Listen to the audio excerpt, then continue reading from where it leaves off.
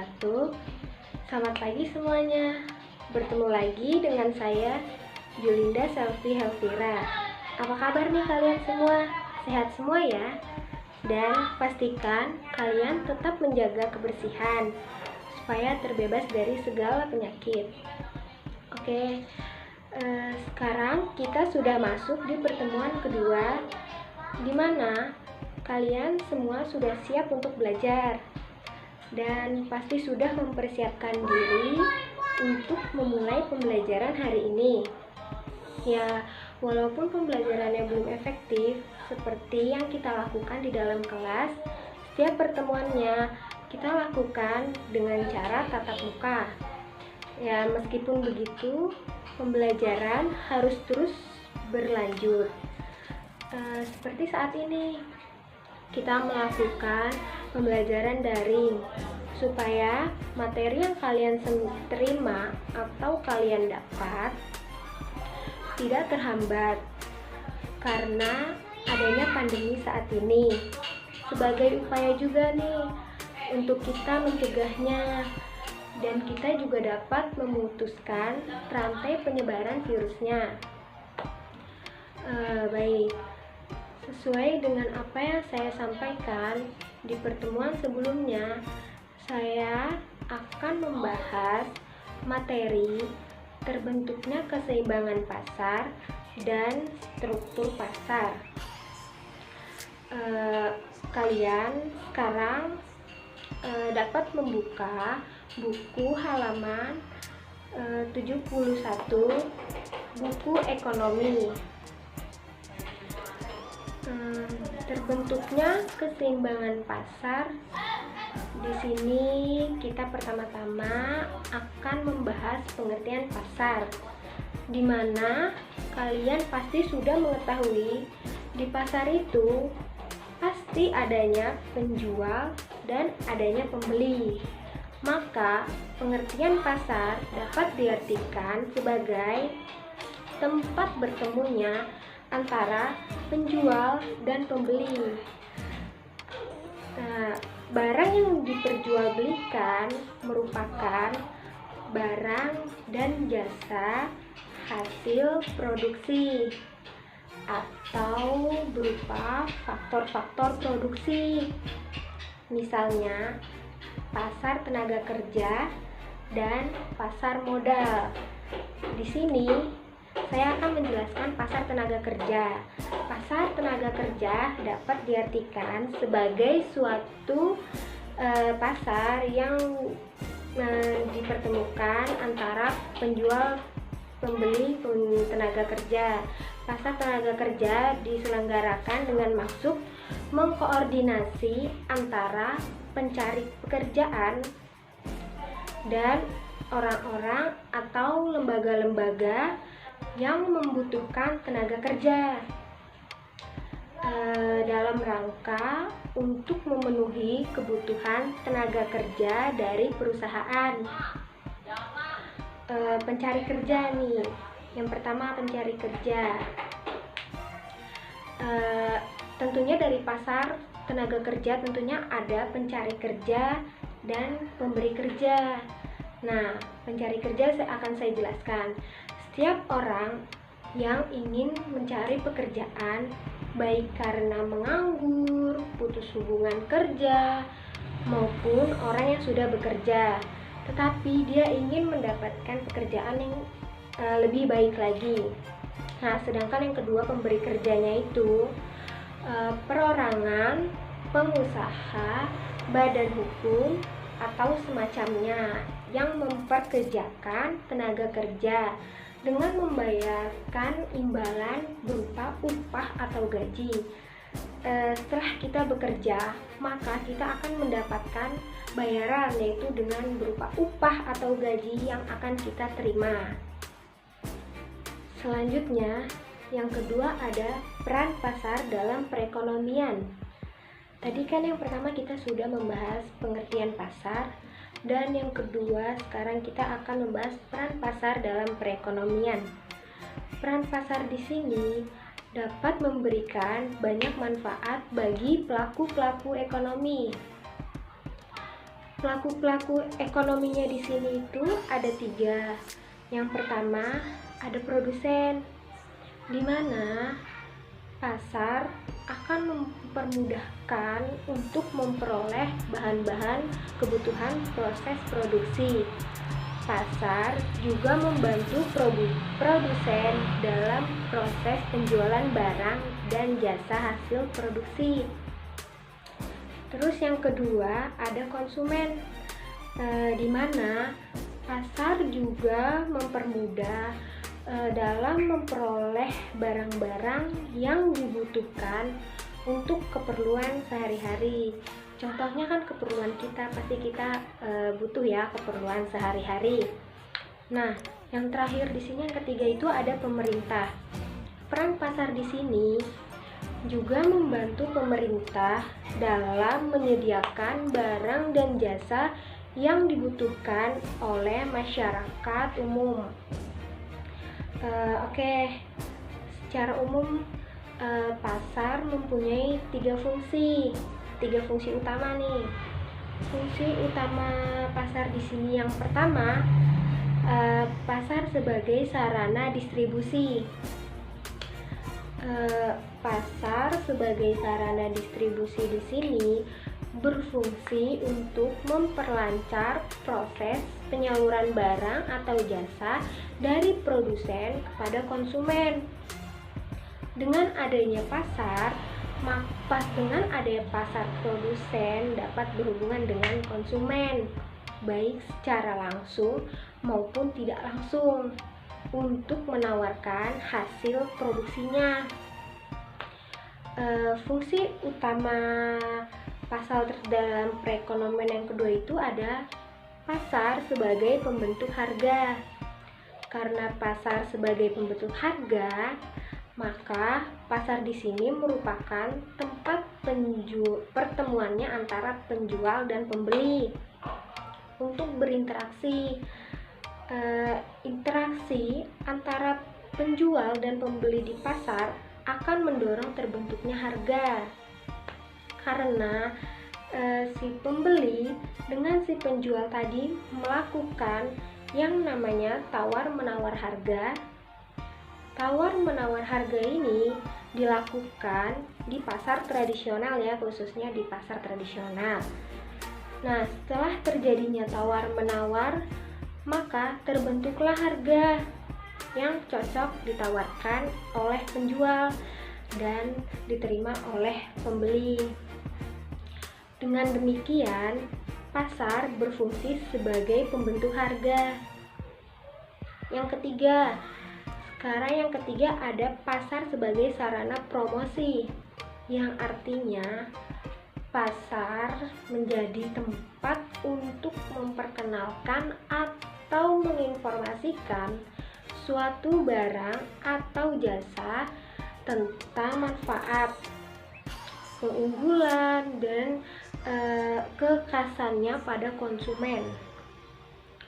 Promosi ini dapat dilakukan untuk menarik minat pembeli terhadap barang atau jasa yang diperkenalkan. Nah, biasanya produsen yang menawarkan barang dengan harga murah dan kualitasnya bagus akan menjadi pilihan konsumen. Yang ketiga di sini ada macam-macam pasar yang dapat dibedakan menurut waktunya. Yang pertama ada pasar harian, pasar mingguan, pasar bulanan, atau pasar tahunan. Nah, pasar harian di sini adalah pasar yang mempertemukan penjual atau kata lainnya penawaran dan pembeli atau permintaan setiap hari. Produk yang diperjualbelikan diantaranya kebutuhan sehari-hari, baik barang konsumsi maupun bahan-bahan produksi. Lalu lanjut ada pasar mingguan. Pasar mingguan adalah pasar yang mempertemukan penjual atau pembeli seminggu sekali. Pasar ini biasanya terjadi di daerah-daerah pedesaan yang jumlah penduduknya belum terlalu padat, sehingga kegiatan interaksi dan jumlah kebutuhan mereka belum seperti di daerah yang padat penduduk. Lalu ada pasar bulanan, adalah pasar yang mempertemukan penjual atau pembeli sebulan sekali. Karena pasar ini pasar bulanan, jadi pertemunya penjual dan pembeli juga sebulan sekali. Mereka yang datang di pasar ini biasanya adalah para pembeli yang akan memberi barang untuk dijual kembali, seperti pasar ternak, sapi, dan sebagainya. Lalu ada pasar tahunan. Pasar tahunan adalah pasar yang mempertemukan penjual atau pembeli setahun sekali dalam rangka memperingati peristiwa tertentu. Misalnya Pekan Raya Jakarta atau Jakarta Fair, dalam rangka memperingati hari ulang tahun Kota Jakarta. Lalu macam-macam pasar bisa dibedakan lagi menurut nyata dan tidak nyatanya. Berdasarkan nyata dan tidak nyatanya, pola interaksi antara penjual dan pembeli dibedakan menjadi dua. Yang pertama ada pasar abstrak. Pasar abstrak pasti kalian sudah tahu, ya kan, apa itu pasar abstrak. Nah, abstrak di sini adalah tidak nyata atau tidak kelihatan oleh kasat mata. Maka proses penjualan saat di sini tidak menghadirkan barang yang akan diperjualkan, atau pembeli dalam kata lain permintaan dan penjual dalam kata lain penawaran tidak dipertemukan satu sama lain. Contohnya pasar abstrak pasti kalian sudah tahu, seperti online shop di luar sana yang menjual barang dagangannya dengan bermodalkan handphone, seperti Shopee, Lazada, atau sebagainya ya, masih banyak lagi. Lalu ada pasar konkret atau pasar nyata. Dalam pasar nyata terdapat penjual, pembeli, dan barang yang diperjualbelikan dalam satu tempat. Bahkan kita yang ingin membeli dapat memegang, merasakan bahannya seperti apa, layak atau tidaknya untuk kita konsumsi, sehingga proses transaksi barang yang dapat langsung diserah terimakan. Selanjutnya ada pasar menurut jenis barang. Menurut jenis barang, pasar dibagi menjadi dua. Yang pertama, pasar barang konsumsi atau pasar output. Pasar barang konsumsi atau pasar barang output adalah pasar yang memperjualbelikan barang-barang konsumsi seperti barang-barang kebutuhan pokok, elektronik, telepon seluler, dan sebagainya. Yang kedua ada pasar faktor produksi atau pasar input. Kenapa dapat dikatakan pasar faktor produksi atau pasar input? Nah, karena pasar ini memperjualbelikan faktor produksi seperti sumber daya alam, tenaga kerja, modal, dan kewirausahaan.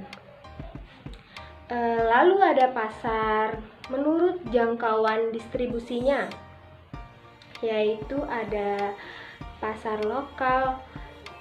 Pasar lokal atau pasar tradisional adalah pasar yang jangkauan distribusinya hanya meliputi daerah sekitar pasar itu berada.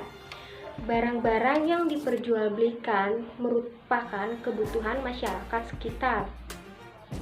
Misalnya seperti sayur-sayuran, ikan, beras, dan kebutuhan sehari-hari lainnya. Yang kedua ada pasar daerah.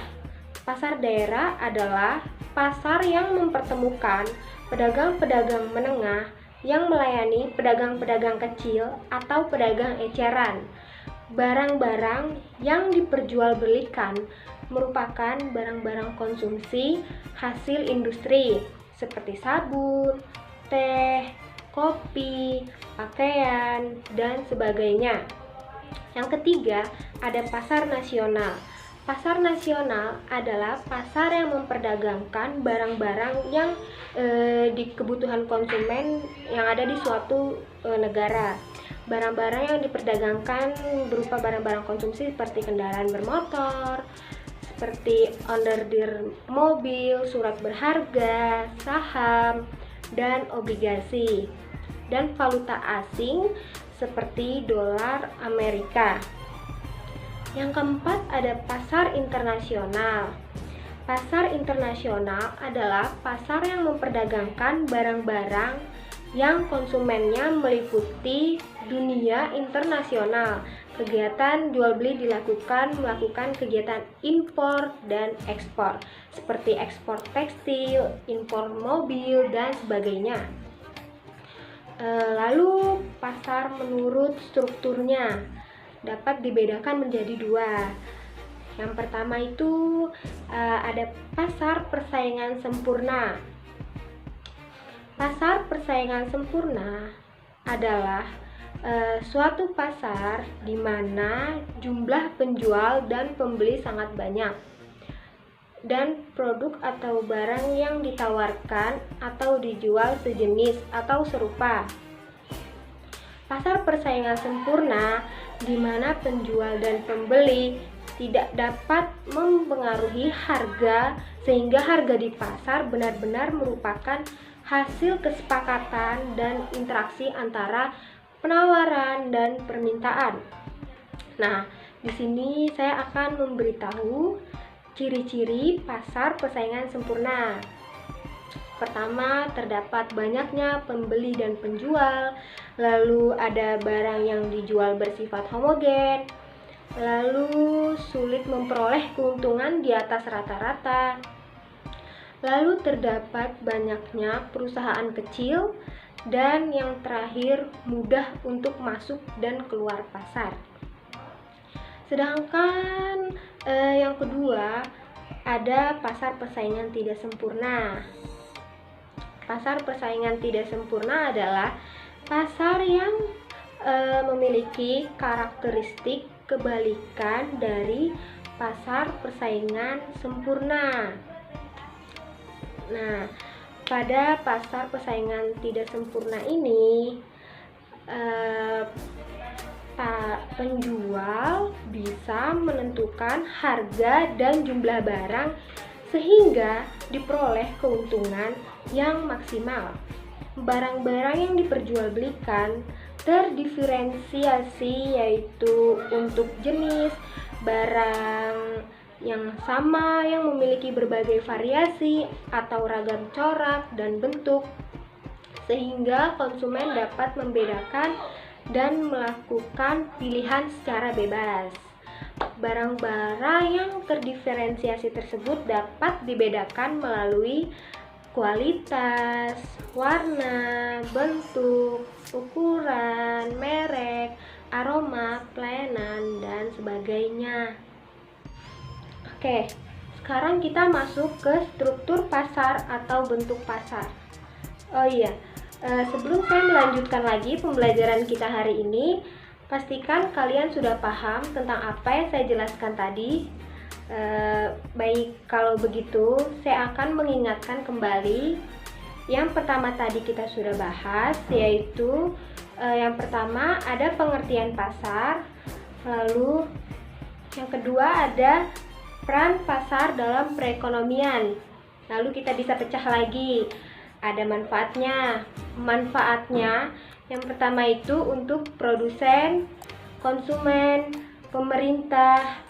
Nah, fungsi pasar untuk pasar sebagai sarana distribusi, pasar sebagai pembentuk harga, pasar sebagai sarana produksi.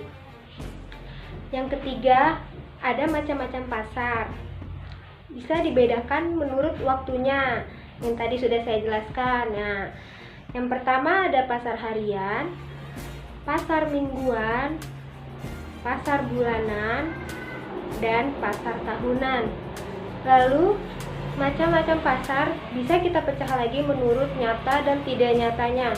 Tadi yang pertama ada pasar abstrak dan pasar konkret. Lalu ada juga macam-macam pasar berdasarkan jenis barangnya. Yang pertama ada pasar barang konsumsi atau pasar output. Yang kedua ada pasar faktor produksi atau pasar input. Lalu macam-macam pasar menurut jangkauan distribusinya tadi. Nah, ada pasar lokal, pasar daerah, pasar nasional, dan pasar internasional. Nah, yang terakhir nih, macam-macam pasar menurut strukturnya. Ada dua ya. Nah, yang pertama ada pasar persaingan sempurna dan pasar persaingan tidak sempurna. Jadi kalian sudah paham kan tentang apa yang saya jelaskan tadi. Lalu kita akan lanjut ke materi selanjutnya. Ini adalah penjelasan terakhir, adalah struktur pasar dan bentuk pasar. Di dalam struktur pasar, yang membedakannya adalah perbedaan antara penjualan dan jumlah pembelian yang akan menjadi pembentuk struktur pasar. Struktur pasar juga akan mempengaruhi perilaku setiap pembelian terhadap perubahan harga barang atau jasa yang ada di pasar tersebut. Lalu saya akan menjelaskan bentuk-bentuk pasar barang berdasarkan strukturnya. Yang pertama itu ada pasar persaingan sempurna atau perfect competition market. Pasar persaingan sempurna merupakan suatu usaha dari pengusaha atau perorangan yang dilakukan secara bebas dalam rangka menarik pelanggan. Jadi, pengertian yang lebih lengkap dari pasar persaingan sempurna sudah saya jelaskan di awal tadi ya, di awal. Dan dalam bentuk struktur pasar atau bentuk pasar, pasar persaingan sempurna tidak mempunyai cabang dan tidak bisa dipecah-pecah lagi. Jadi, hanya terdapat satu itu saja. Nah, lalu yang kedua, dari struktur pasar, ada pasar persaingan tidak sempurna. Penjelasannya juga sudah saya berikan di awal tadi ya. Karena struktur pasar atau bentuk pasar di dalamnya terdapat pasar persaingan sempurna dan pasar persaingan tidak sempurna. Sama seperti macam-macam pasar tadi, ada menurut strukturnya juga, ada yaitu persaingan sempurna dan tidak sempurna. Tapi yang membedakannya di sini adalah pasar persaingan tidak sempurna bisa dibagi lagi menjadi 5. Maka saya akan menjelaskan satu persatu. Yang pertama adalah pasar monopoli. Pasar monopoli adalah suatu bentuk pasar yang hanya memiliki satu penjual atau produsen dengan banyak pembeli. Dan orang yang melakukan monopoli terhadap suatu pasar disebut dengan monopolis. Kenapa dapat dikatakan sebagai berikut? Karena hanya ada satu penjual atau produsen yang terlibat di dalamnya dan tidak ada campur tangan dari pihak swasta lainnya. Di sini saya akan memberikan contohnya. Contoh dari pasar monopoli adalah perusahaan listrik negara atau PLN yang umumnya dijalankan oleh pemerintah pada barang dan jasa yang berpengaruh pada hajat hidup orang banyak, dan adanya peraturan undang-undang di dalamnya. Karena PLN hanya ada satu jenis produk tanpa adanya alternatif pilihan dan tidak membutuhkan strategi atau promosi di dalamnya. karena pasti semua orang membutuhkan adanya suatu PLN. Pasti kan kalian juga membutuhkan PLN. Dengan adanya PLN, maka rumah kalian terang karena adanya listrik. Nah, maka adanya lampu yang disalurkan oleh PLN tersebut. Nah, yang kedua ada pasar oligopoli. Pasar oligopoli merupakan bentuk pasar yang didominasi oleh beberapa produsen atau penjual dalam satu wilayah area tertentu. Contohnya industri yang termasuk oligopoli yaitu industri semen di Indonesia. Nah, yang ketiga ada pasar persaingan monopolistik. Pasar monopolistik terjadi ketika jumlah produsen atau penjual banyak dengan produk yang serupa atau sejenis. Namun, konsumen produk tersebut berbeda-beda antara produsen yang satu dengan produsen yang lainnya. Contohnya seperti produk makanan ringan, snack, atau pulpen. Nah, lalu ciri-ciri atau karakteristik pasar persaingan monopolistik yaitu diperlukan keunggulan bersaing merek. Karena pasar persaingan monopolistik, perbedaannya produsen tentunya dibedakan oleh merek dagang dan bersaing pada keunggulan merek dagangnya masing-masing. Nah, di sini juga relatif mudah keluar masuk pasar. Terdapat banyak penjual, tetapi tidak sebanyak pada pasar persaingan sempurna, dan terdapat kegiatan promosi. Yang keempat ada pasar monopsoni. Pasar monopsoni adalah pasar yang hanya terdiri atas seorang pembeli.